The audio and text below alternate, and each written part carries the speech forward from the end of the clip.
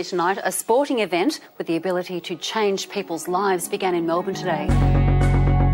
My name is George Halkias and I was the national coach of the Australian Street Socceroos. I remember the parade through the city and just the atmosphere and the electricity and the actual venue itself. I don't think people could imagine that you could put that sort of construction at Fed Square.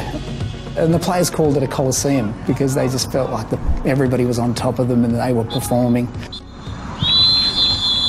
Bringing together individuals from 56 countries who've experienced similarly troubled backgrounds. Players say it helps them achieve their goals to overcome struggles with addictions, violence and mental illness.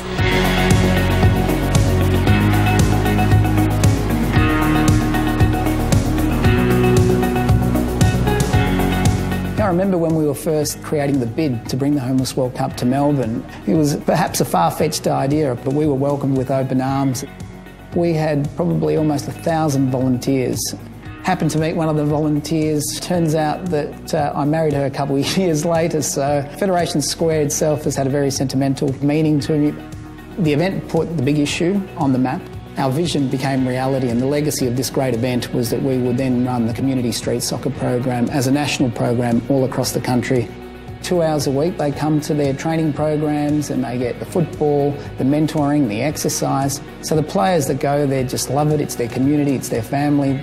We continue to help hundreds of people around the country on a weekly basis.